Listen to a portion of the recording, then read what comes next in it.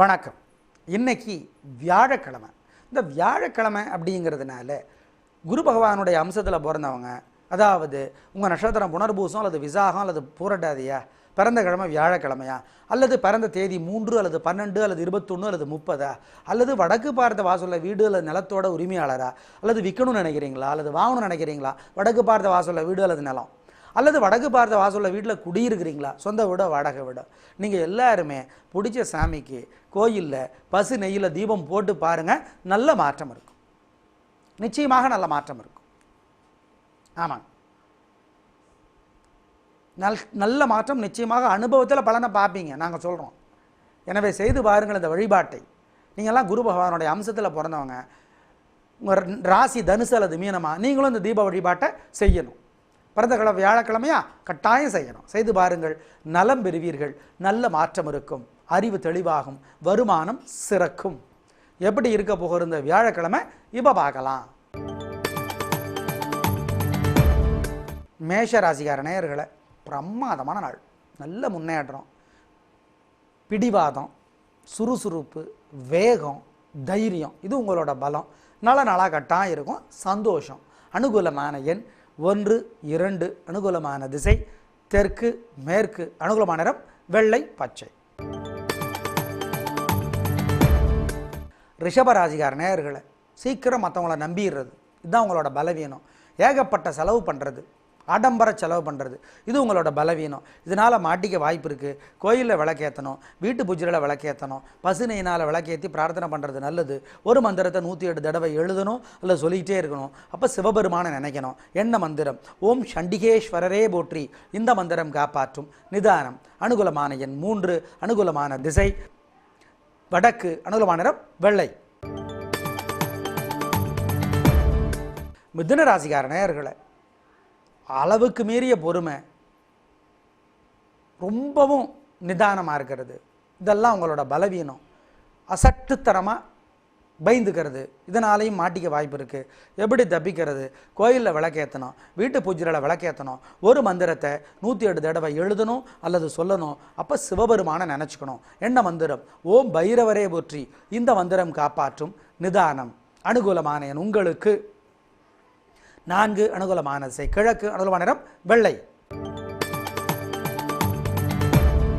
கடகராசிக்கார நேயர்களை, பேச்சு சாமர்த்தியம், புத்தி கூர்மை, ஞாபக சக்தி, இந்த 3 தான் 3 ஆயுதம். திரிசூலத்தில் 3 முனை, கூர்மையான முனை மாதிரி இந்த 3 ஆயுதம் உங்கள்கிட்ட இருக்குது.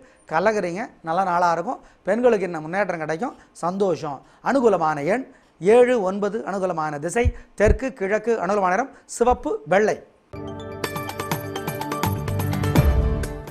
சிம்ம ராசிக்கார நேயர்களை, அவசரப்பட்டு அசட்டுத்தனமாக முட்டி மோதுறது, அசட்டு தைரியம், வீண் வீம்பு, வீண் பிடிவாதம், இதனால் தோற்று போக வாய்ப்பு இருக்குது. கோயிலில் விளக்கேற்றுங்க, வீட்டு பூஜையில் விளக்கேற்றுங்க, பசுனையினால் விளக்கேற்றி பிரார்த்தனை பண்ணுங்கள். ஒரு மந்திரத்தை 108 தடவை எழுதுங்க அல்லது சொல்லுங்கள். அப்போது வெங்கடாஜலபதி நினச்சிக்கங்க. என்ன மந்திரம்? ஓம் சுதர்சனமே போற்றி. இந்த மந்திரம் காப்பாற்றும். நிதானம். அனுகூலமான எண் 7. அனுகூலமான திசை கிழக்கு. அனுகூலமான நிறம் பச்சை.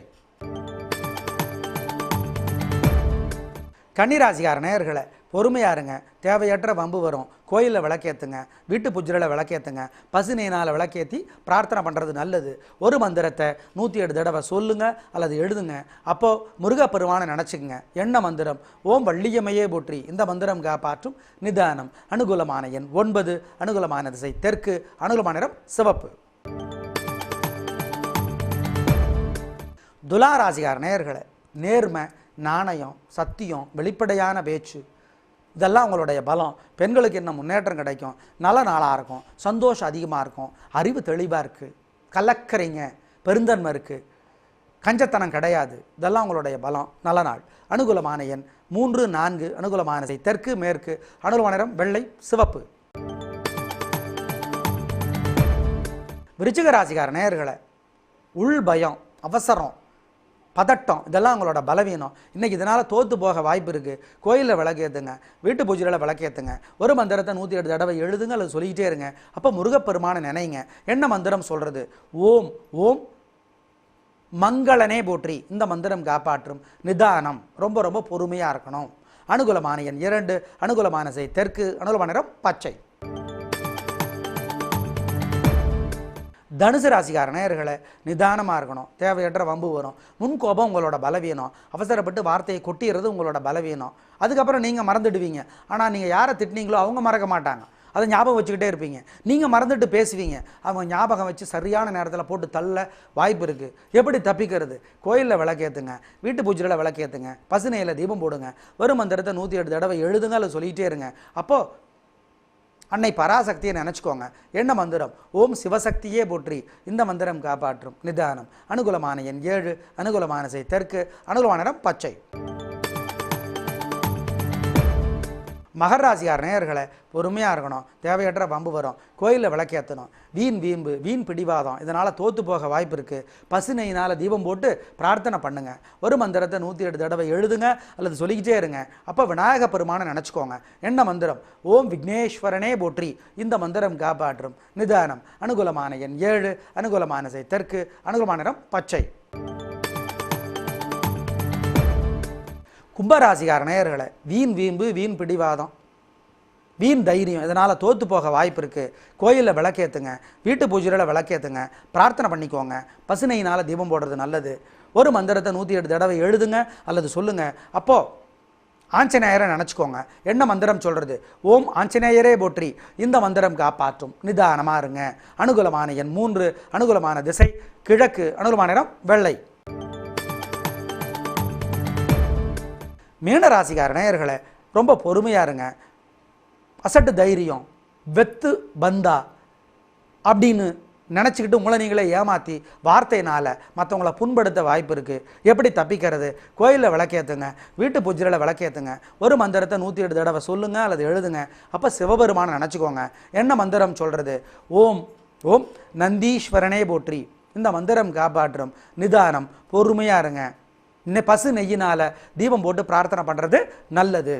அனுகூலமான எண் 7, அனுகூலமான திசை வடக்கு, அனுகூலமான நிறம் வெள்ளை. நேயர்களே, இந்த நாள் எப்படி என்பதை நாங்கள் இப்பொழுது உங்களுக்கு சொன்னோம். இதன்படி நீங்கள் பிரார்த்தனை செய்யுங்கள். நல்ல நாளாக இருந்தால் சந்தோஷம். இல்லையா, பசு நெய்யினால் தீபம் போட்டு பிரார்த்தனை பண்ணுனா ஜெயிக்கிறீங்களோ இல்லையோ, தோற்க மாட்டீர்கள். நாளை பார்க்கலாம். நன்றி, வணக்கம்.